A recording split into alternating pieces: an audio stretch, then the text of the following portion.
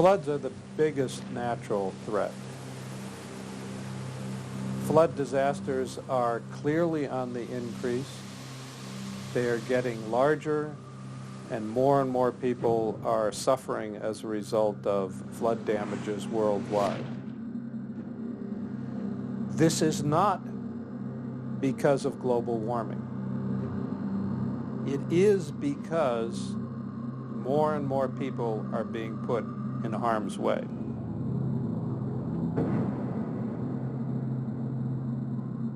For the average person, the most likely natural disaster that they will experience will be a flood.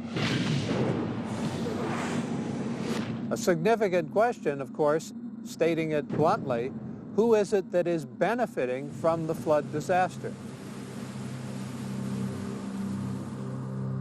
The outcome of flooding is exquisitely predictable.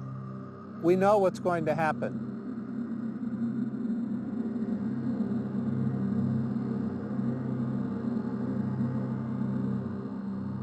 We face the prospect in my lifetime, and not too many decades, that there could be a rare high-magnitude disaster that would strike. The damages could well be 100 billion or maybe even 200 billion. And this could be New Orleans. I don't think anybody anticipated the breach of the levees.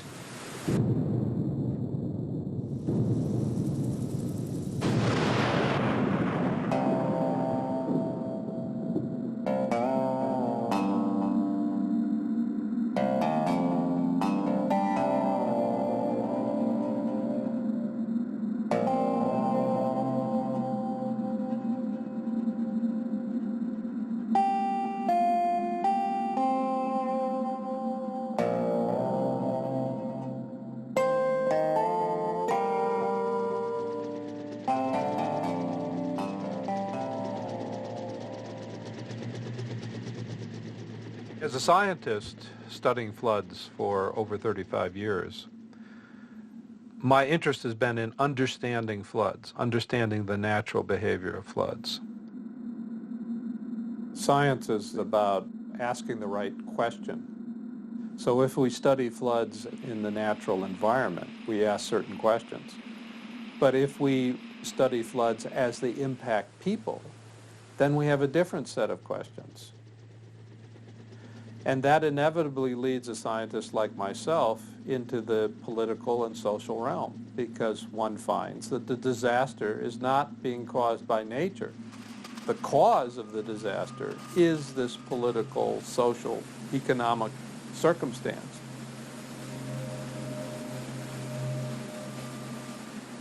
All the evidence that we have indicates that losses from natural disasters are escalating and will continue to escalate at an even more rapid rate in the future. Of all the natural hazards, floods cause nearly 80% of all deaths and damage, and flood risk is rapidly increasing in our ever-urbanizing society.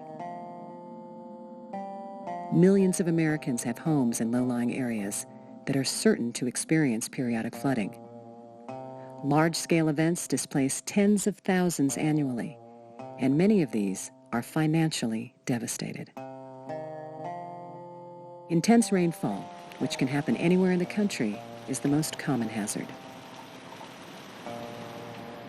Decades of encroachment along river systems throughout such areas as California's Central Valley, Pennsylvania, and the Mississippi River Valley have produced a long history of repetitive flood damages. Tropical rains and storm surge from hurricanes present another increasing flood risk, with the majority of Americans living along the coasts and 27 million more expected within the next 15 years. Louisiana, Florida, and Texas often lead the nation in annual flood damages. Dozens of cities are increasingly vulnerable to breaks in protective levee systems, such as New Orleans, Sacramento, St. Louis, and Louisville. Pavement, construction, and channelization of waterways can worsen the damages from floods in intensely urbanized areas such as Los Angeles and the highly populated Upper Eastern Seaboard. The semi-arid West is prone to flash floods. The Front Range of Colorado and parts of Nevada, Arizona, and New Mexico have experienced much of this phenomena. And while all of the country is subject to these events, one of the most notorious areas for both devastating repetitive floods and failed policies for preventing disastrous effects is Central Texas. It's extremely interesting that Central Texas has world records for rainfall intensity values for time periods of an hour or two up to a day or two.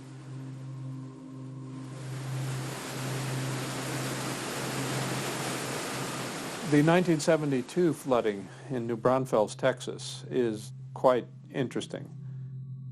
In 1961, a large dam had been built just a little bit upstream of New Braunfels on the major river, the Guadalupe River. The people that were living along the bottomlands of the river thought that they were protected by a dam, but the rainfall, which reached as much as 16 inches in a few hours, occurred immediately downstream of that dam. 16 inches of rain fell in the middle of the night and brought a flash flood through the bottomland areas of the town, resulting in the deaths of 15 people. I'm standing in the Rio Drive subdivision, which was home to many prominent citizens. My dad was the former mayor and chairman of the board of the bank, and after Canyon Dam was built, they thought that the potential for flooding was almost nothing. In 1972, what was so devastating is that it happened in the middle of the night at 2 o'clock in the morning, and there was no warning. My dad went out with my mother through the window and got on the roof of his house, thinking that he would be safe at that point. He told me that he heard a roar, and he realized that there was something terribly wrong. He put her up in a tree, and they crawled to the top of the tree thinking, well, this tree's, 40 foot tall, so we'll be safe here. And as the houses came off their foundations, it knocked them out of the tree, at which time they lost contact with each other. He was lucky enough to get on board a piece of roof, and he floated 7 miles down the river before he was able to get himself out. My mother perished in the flood, as did 7 other people in her neighborhood. I don't have anything against people doing what they want to do, but I have to tell you, I hope no one ever builds down here again. I don't think we need to go through that.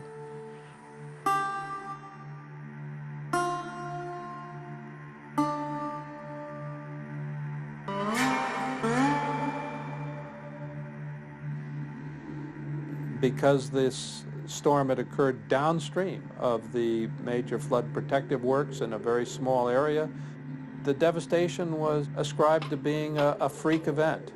People were led to believe this wasn't something that could happen again.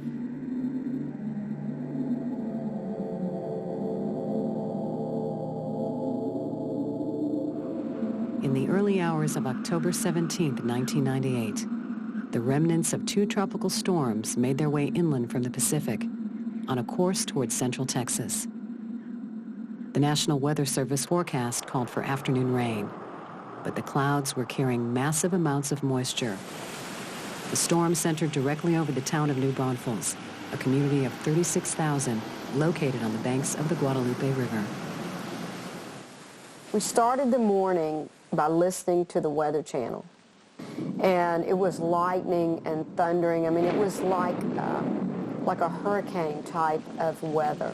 And I was nervous. I was worried. I'd called my sister 2 or 3 times, told her, make sure you get your stuff up. She said, oh, I've already seen 2 or 3 houses come down the river.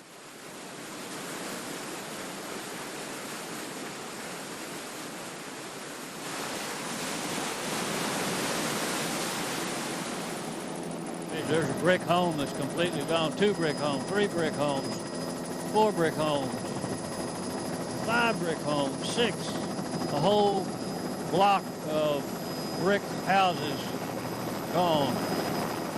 Nothing left but the slab. After the flood left New Braunfels, the storm moved with it, and the river grew much larger than expected.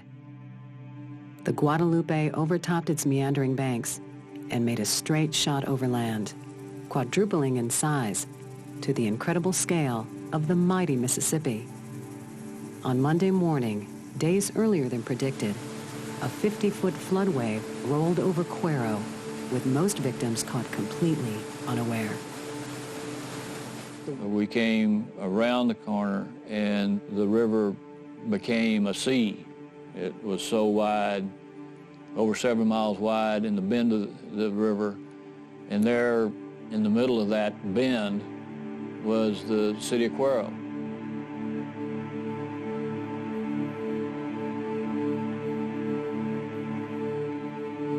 Over half of the city limits was underwater. That part of the city where the flow was very, very fast, you had houses stacking up against each other, floating in the current. The whole half of the lower portion of the city of Cuero was underwater. Unbelievable.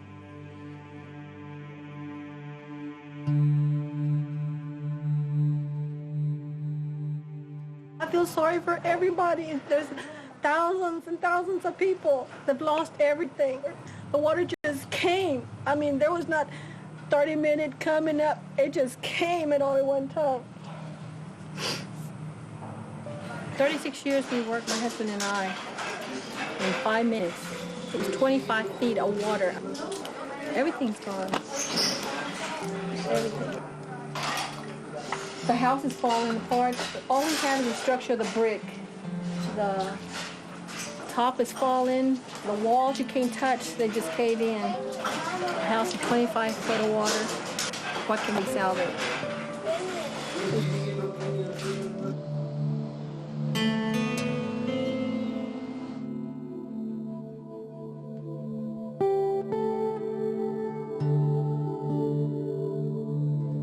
Back at Ground Zero in New Braunfels, Riverside residents tallied the changed landscape and their forever changed lives. We bought the dream of every homeowner to live in paradise. In 2 hours, that dream turned into a nightmare. And that's what will happen to a lot of people if they live in these areas and have no idea of what can happen to them. No education, no planning. We couldn't even see the house. It was so completely covered by debris. Basically all our possessions in the house were gone. The only thing that kept us going was looking forward and trying to get back here as soon as possible. This was our home and we wanted to come back.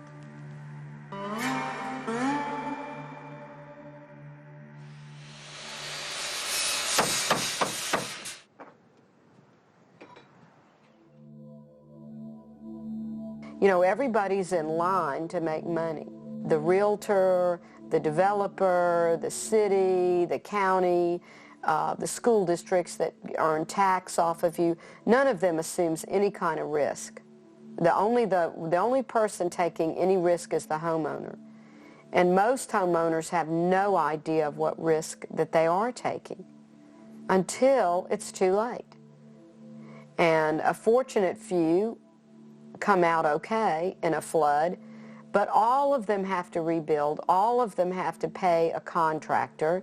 They have to pay their house note while it's being rebuilt. A lot of them have to get a second note to get it rebuilt. And so you've got a whole nother layer of people making money after a flood. Many people looking at disasters only think about the losers, the people who have lost their homes, who have been killed, who have lost their livelihoods. They don't understand that there are entities and folks who actually win in the disaster game. The winners in the game are those who are associated with cleaning up after disasters, with rebuilding and reconstruction. We're talking here primarily about development and real estate interests, construction companies, banking and the financial sector, and now we're even talking about defense contractors who now get huge contracts for things like provision of security, debris removal, and the like.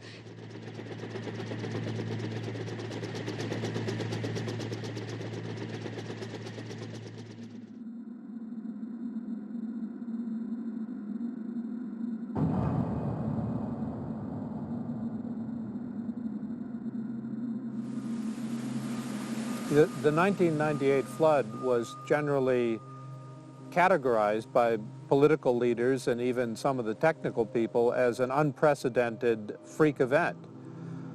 Yet, there is in New Braunfels an old house that contains flood marks that were rather systematically collected by the occupants of the house. And these flood marks include one flood occurring on exactly the same date as the 1998 flood, but occurring 100 years before and even larger than the 1998 event.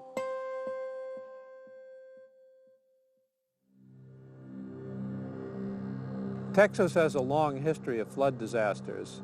Perhaps the greatest natural calamity in the history of the United States was the flooding from the Galveston storm surge in 1900, when 6,000, perhaps as many as 8,000 people were killed. There was a major flood in 1921 in the middle of the night in San Antonio, Texas, causing great damage to the community. In 1935, Austin, Texas, on the Colorado River, experienced what was then classified as a 100-year flood. And the very next year, another flood, as large, occurred along the same stretch of river. These floods in Austin threatened the Congress Avenue Bridge, the main connection between the north and south parts of the city. And they also destroyed the Austin Dam on the Colorado River. A common scenario is that tropical weather systems from the Gulf of Mexico stall along the coastal area. But sometimes these warm, wet tropical air masses move inland. There's a line extending from Dallas down to San Antonio that has come to be known as Flash Flood Alley. While this region can experience 30 and 40-inch rainfalls in a single day, this fact is certainly not very well known by many of the citizens who live in this hazardous zone.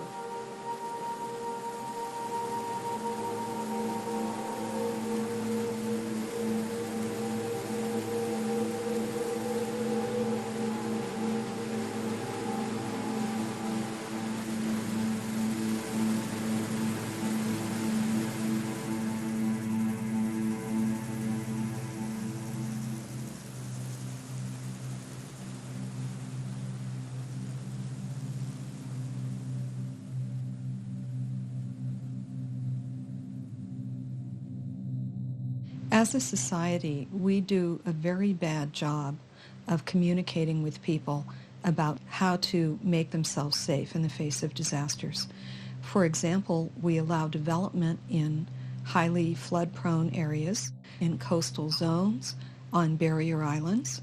And so what we say to people is we essentially invite them to build their homes and locate their businesses in hazardous areas.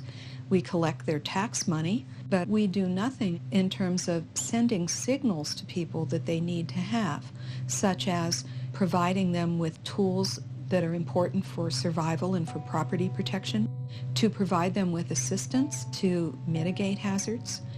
There are other ways that we don't send the right signals to people when insurance premiums aren't risk-based, but are premiums that are simply written to make insurance attractive for people to buy. That's not sending the right signal.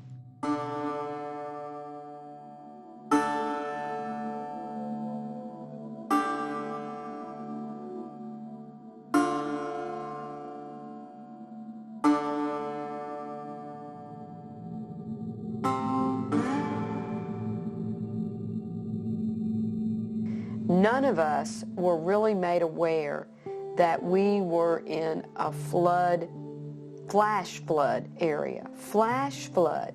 That word was never mentioned. It's one of the things you don't think is going to happen to you. You know it does, but the 100-year flood hadn't even been 20. So I wasn't thinking like that, but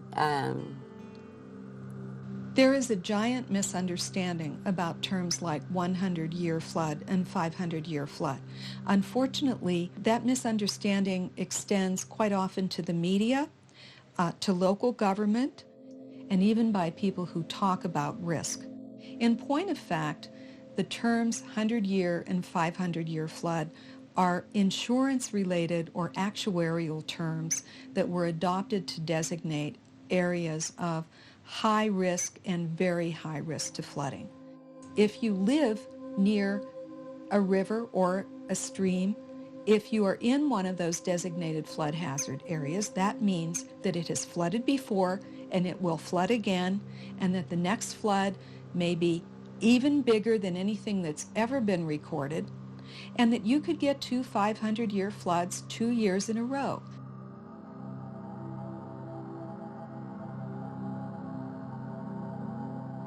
The concept of 100-year flood means that you are in a hazardous area where you might have what is termed a 100-year flood once, twice, 3 times, 4 times in a 5 or 10-year period. It means that you are at risk from flooding and you should do something about it.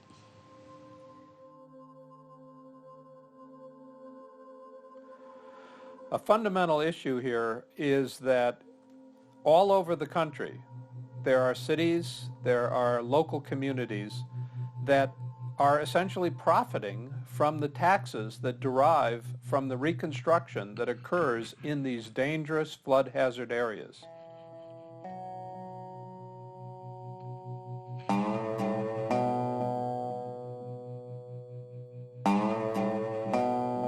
It is beautiful, and people want to live down in a pecan bottom where you have 200 or 300-year-old trees. The development where I lived, it set a precedent for developing all of New Braunfels so that hundreds of homes could be built in the floodplain. In 1984, New Braunfels attorney and now State Representative Carter Castile served as the lawyer for the developer of the Summerwood subdivision. Despite the area's extensive flood history, these two formed a group that kept New Braunfels' floodplain 14 feet lower than federal recommendations, claiming that engineered works upstream implied a lack of historical data to prove that their new development would be in danger.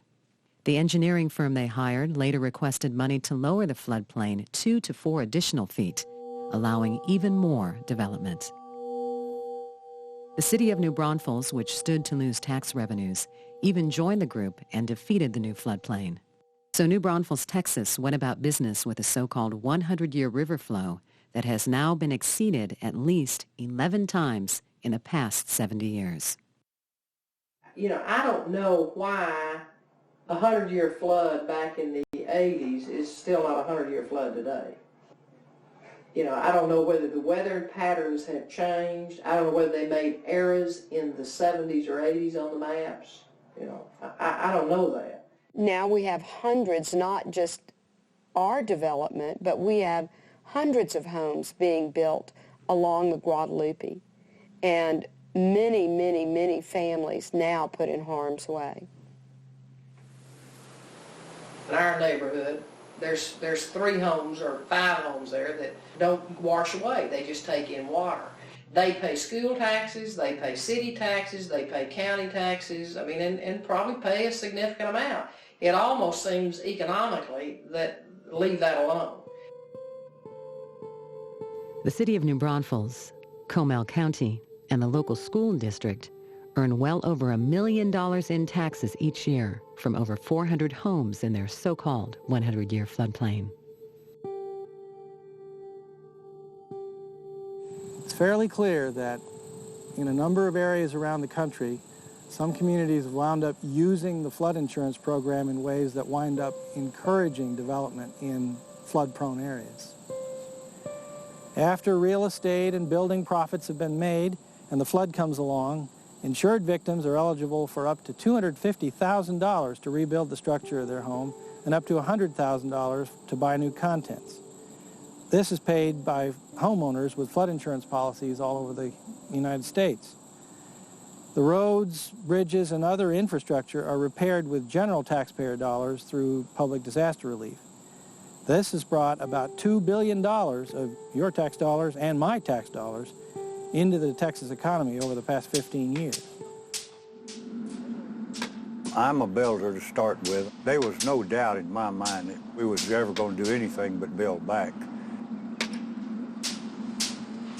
I had never lived on a river, and after living on one, I wouldn't consider living any other place. There's just something about the water that's peaceful.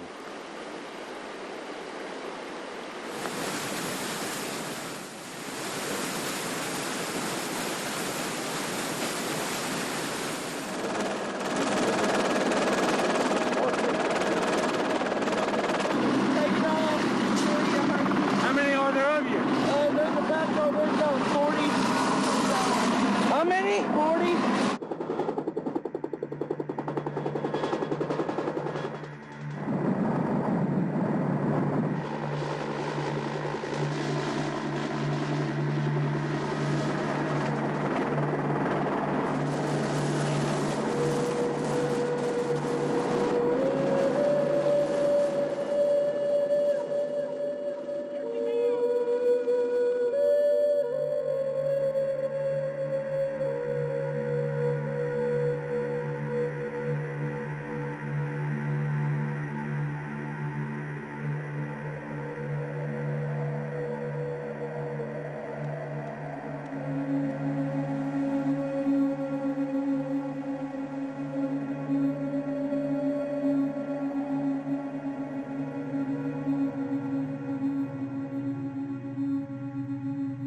I can sit here right now and tell you that more people are going to die. It may happen 1 or 2 people in isolated events, or it may be 1 or 2 dozen, but they will continue to die. And the problem is going to worsen as our urban areas continue to develop and put people in harm's way from flooding. People die in one of 4 ways. They die in the vehicle itself as it's swept down the waterway. They die in the current. They die by being pinned against obstacles, and they die of hypothermia.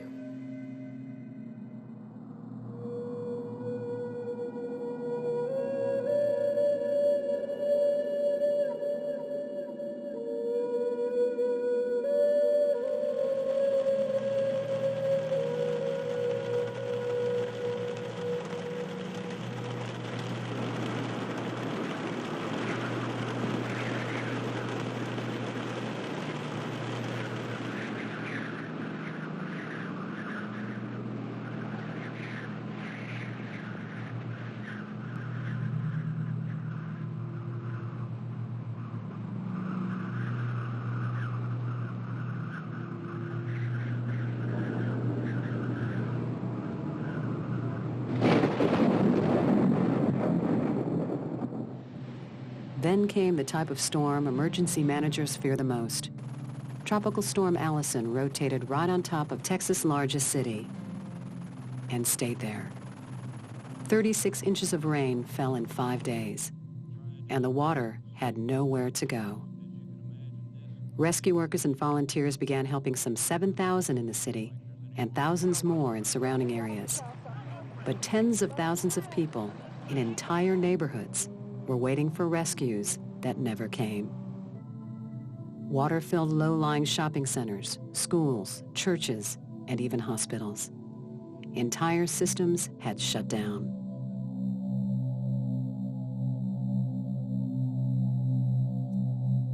The Red Cross, Salvation Army, and others opened 51 shelters for more than 30,000 flood victims. 23 people died. 15,000 buildings, 73,000 homes, and 95,000 vehicles were damaged. Tropical Storm Allison should have been a wake-up call for the problems of a major urban area along the Gulf Coast. It delivered a huge amount of rainfall, over 30 inches, in the 4th largest metropolitan area in the country. And this resulted in tremendous failure of infrastructure. It wasn't possible to evacuate people from thousands of inundated homes. The medical facilities were among the first places to be flooded.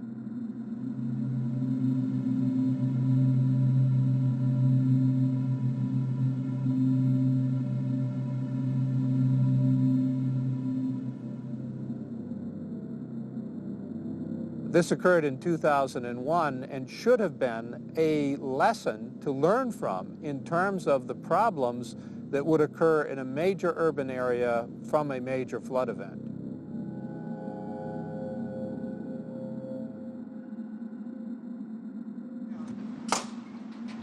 Well, this house is built like a fortress. We've got 18-inch concrete piers going 12 feet into the ground. Then we've got steel I-beams with a 5-inch concrete floor.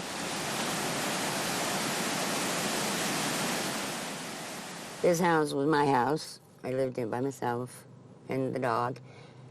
And it was a little house. It was everything I needed for me, I wanted. I built a little arbor, and the morning glories, they were the most beautiful in the world. After the flood of '98, it took us a year to replace our home. We lived in a travel trailer on the sidewalk in the front of our house. My husband, it took him day and night, hard labor, to rebuild our home. It cost us $40,000. The contents of our home, $60,000. But it's more than just the dollar. This is about all that we got out of the flood. This is about all our belongings. That's my brother Jeffrey, his baby picture. Some more family photos, Christmas, the old pictures of the family. Nothing left of those. The Lopez family had no flood insurance and lost everything, including Stephanie's college fund. They took out a second mortgage to rebuild their home. More than 50,000 Texans like the Lopez family have been displaced by floods in the past 8 years.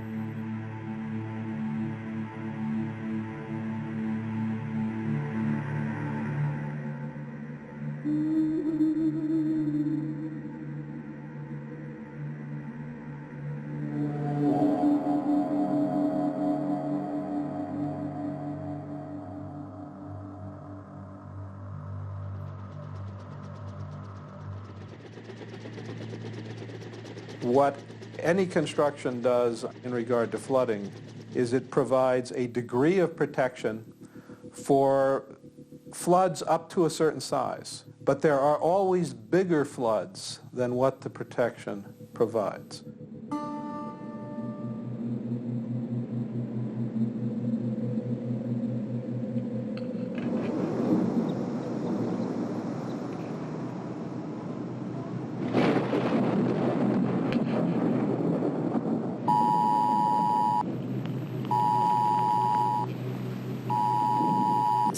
Quenched a 3-month drought, but then began to grow larger.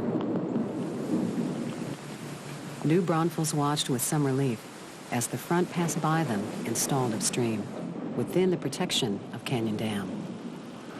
The rains came hard, but then, as they often do in central Texas, they came harder still.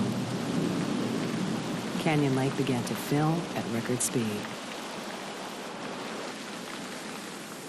For the first time since it was built, water began to flood over the spillway. The dam had done its job. There was simply too much water.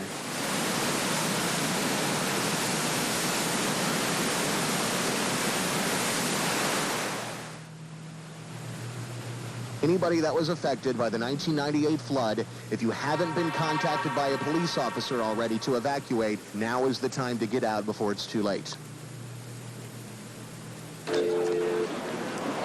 How would you sum up the damage and the situation in Comal County right now? I've been here my entire life. I've been through the 52, the 72, and the 98 flood, and I've never seen anything close to comparing with what I saw today.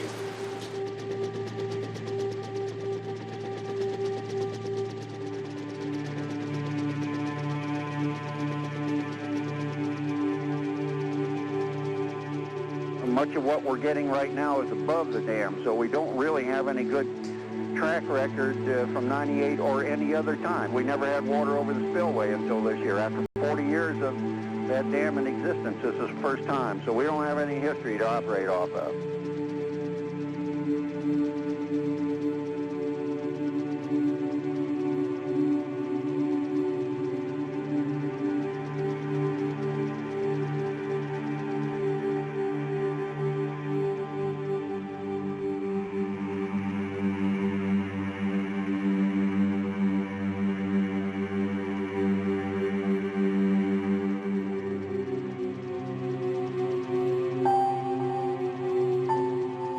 its peak, roughly 3 times the average flow of the Grand Canyon, cut down through this virgin forest.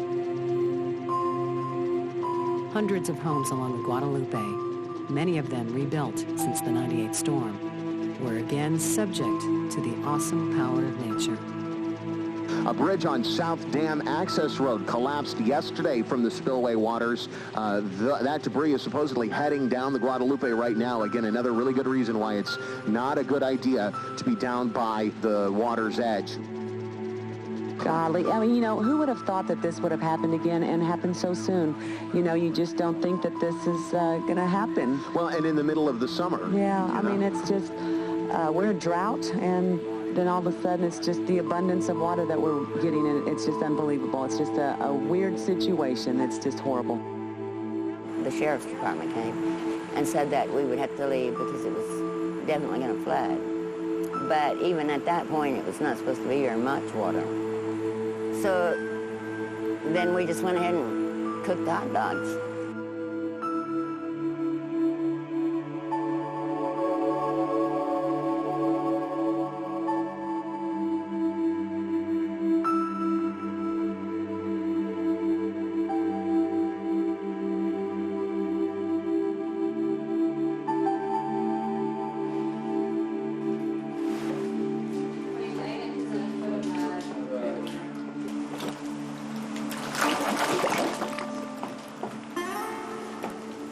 And the traditional photo you see on the news of the house going down the river, well, we watched that, and that house came through part of this neighborhood. It was able to flow just right past us. When I woke up in the morning, I turned on the TV right away, and my house was floating down the river. And I just said, oh my God, that's my house. And it was. It was kind of turned around. And my daughter-in-law said, you know, she said it was surreal because the sun was coming through the windows and the furniture was in place. She said it was unbelievable, and they were just mesmerized, and then the explosion, of course.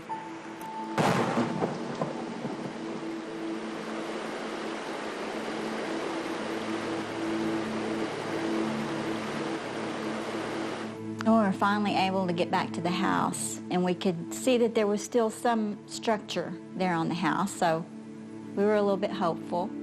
We could see that the slab, something about the slab was not right. So we decided to walk around the side of the house, and it was at that point that we realized that there wasn't going to be any rebuilding on that slab, that we had a whole lot of work to do just to get that thing out of there and even think about trying to rebuild there.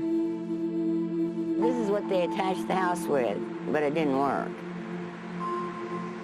Okay, I was given several steps to follow in order to get the building permit. I did all those things.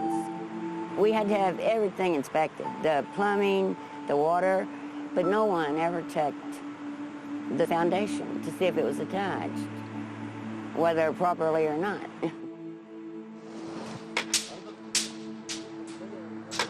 I don't know. When I lived in Houston, they flooded on that river every year, and people would build again, and I would say, them stupid people, what in the world are they doing, just rebuild? And here I'm doing exactly the same thing because I love this water. I mean, I wouldn't be any other place.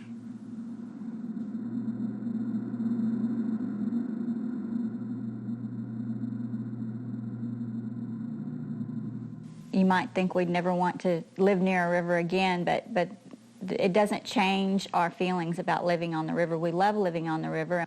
We actually bought another house in the floodplain, and it's a beautiful house, and we think there are some advantages here. It has a second story that's out of the floodplain, so we can keep our most valuable things up there, and we have a place to move things. We feel safe here, yet we can walk outside, we can walk down along the river on a daily basis and continue our lifestyle as we've had it before. It's a beautiful house and a beautiful neighborhood, and we love it, and we're willing to take the risk to live here.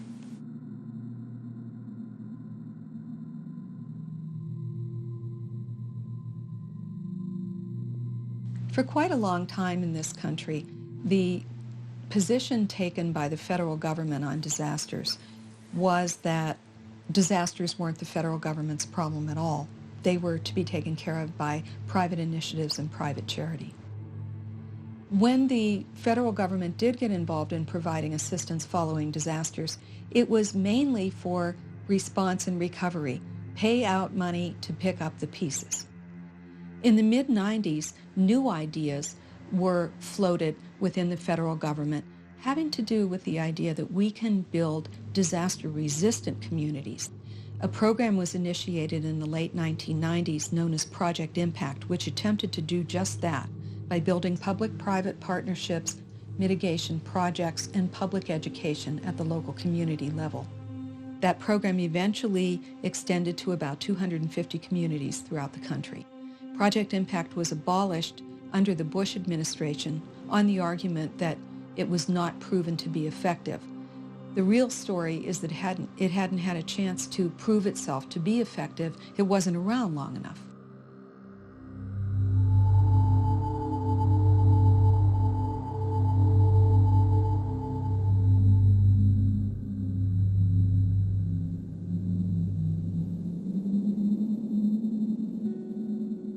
I think as a nation, our vulnerability is being increased because of the complexity of our society.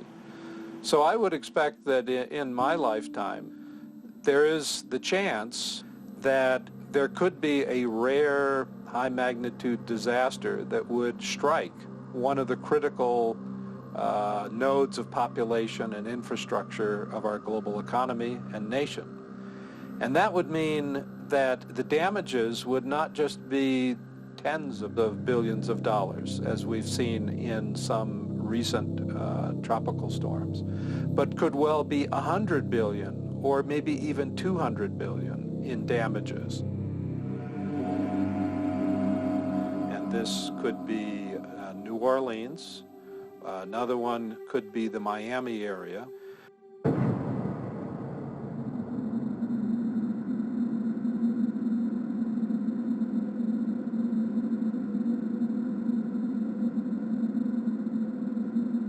I want to assure the folks at the state level that we are fully prepared to not only help you during the storm, but we will move in whatever resources and assets we have at our disposal after the storm to help you deal with the loss of property, and we pray for no loss of life, of course. I don't think anyone can tell you with any confidence right now whether the levees will be topped or not, but that's obviously a very, very great concern.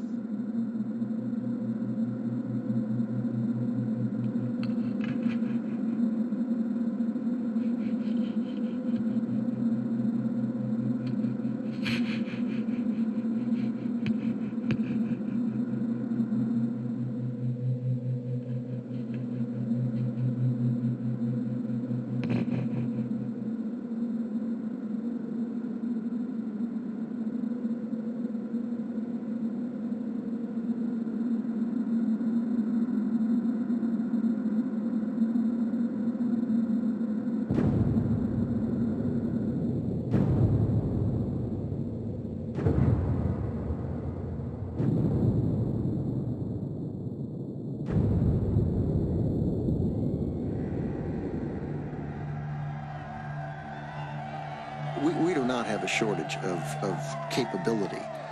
Today there are hundreds of thousands of Guard and Reserve people who are still available and aren't being used in this. Indeed, there's some areas where we today may very well have excess capacity. We're focused on solving problems, and we're doing everything we can. We're doing everything we can. I don't think anybody anticipated the breach of the levees.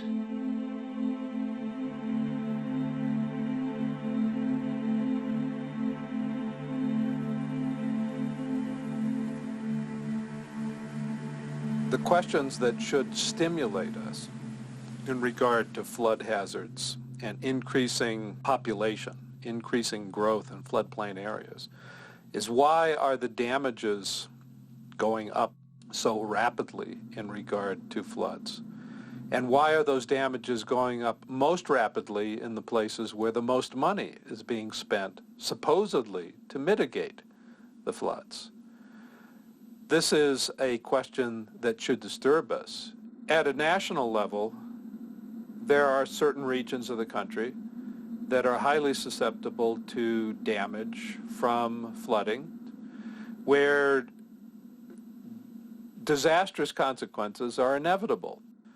And so it is absolutely certain that the development will lead to huge economic cost.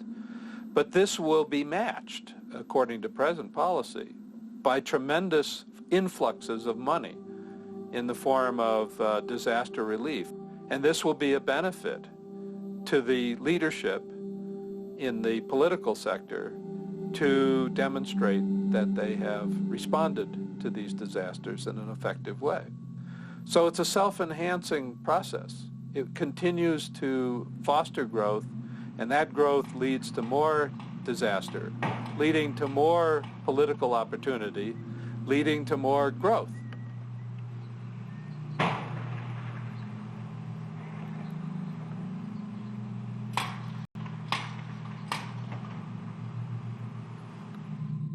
I'm speaking to you from the city of New Orleans, nearly empty, still partly underwater, and waiting for life and hope to return.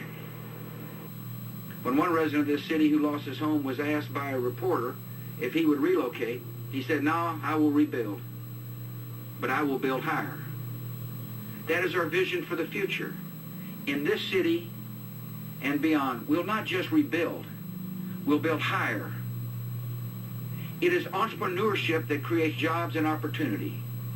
It is entrepreneurship that helps break the cycle of poverty. And we will take the side of entrepreneurs as they lead the economic revival of the Gulf region. It is now clear that a challenge on this scale requires greater federal authority and a broader role for the armed forces, the institution of our government most capable of massive logistical operations on a moment's notice. Every time the people of this land have come back from fire, flood, and storm to build anew, and to build better than what we had before. Americans have never left our destiny to the whims of nature, and we will not start now.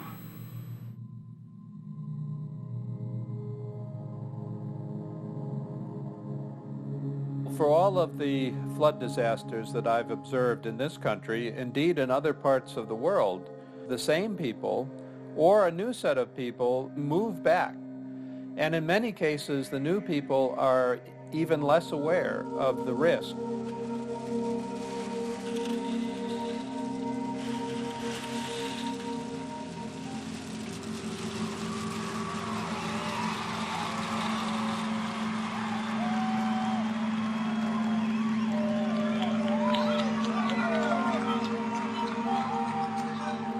Ladies and gentlemen, this city is positioned for growth.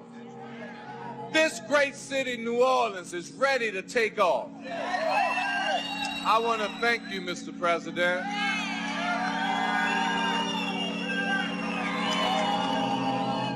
We now have $3 billion for levies. We have $8 billion for incentives. We have $10 billion for housing. You are delivering on your promise, and I want to thank you for all the citizens of the city of New Orleans.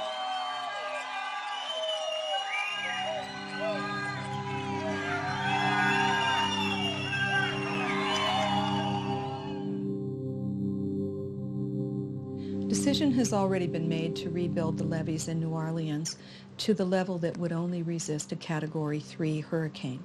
We hear very little talk about strengthening those levees more, nor do we hear talk about flood-proofing neighborhoods that are at the highest risk. We hear very little about anything except this idea that New Orleans is going to have to get smaller and that some people are never going to be able to come back.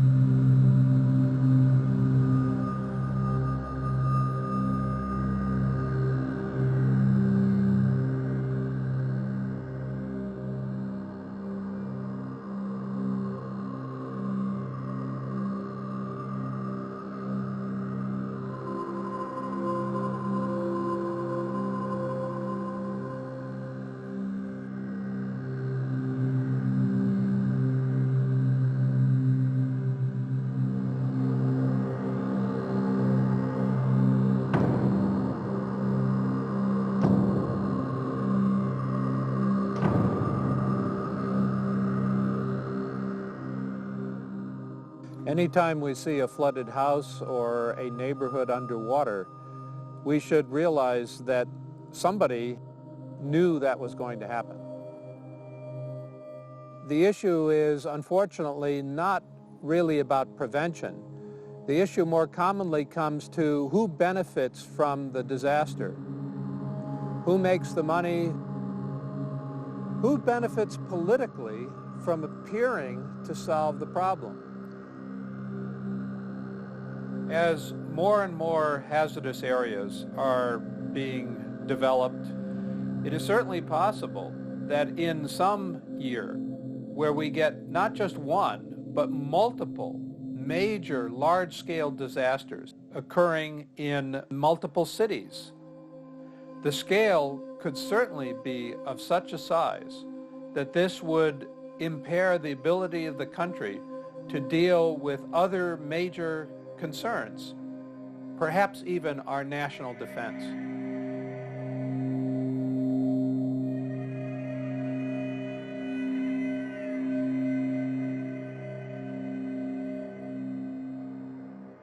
While preparing for disasters is the responsibility of individuals, households, and businesses, there is an extremely important role that local government must play in protecting the entire community.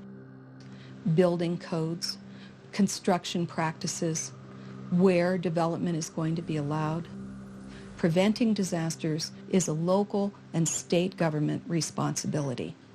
This is something that we should all be concerned about. We shouldn't be waiting for the federal government to come and be our 911, because they won't.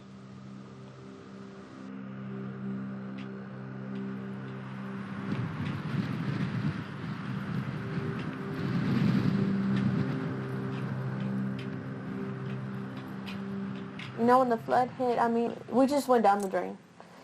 And ever since then, it seems like it's just getting worse and worse and worse. In spring of 2004, Adolf Lopez lost his job of 14 years due to poor health, and the Lopez family faced foreclosure on their home. Linda Coble had flood insurance on her first home, but it was 10 days from coming into effect on her second home when the flood hit. Susan Curtis moved out of the floodplain before the 2002 flood. Her home was bulldozed in the fall of 2003. The Carrolls have moved back into Summerwood, across the street from Linda's old home. And Fred Maxwell has built his third home a few doors down, closer to the water's edge. Oh no, the river's not going to beat us. We have 365 days a year that we enjoy this water. We're not going to let a few days ruin what we like so much. After all its recent disasters, New Braunfels has now used taxpayer money to remove 23 properties from its floodplains. But Texas has hundreds of thousands of buildings in flood-prone areas, and our nation has tens of millions more.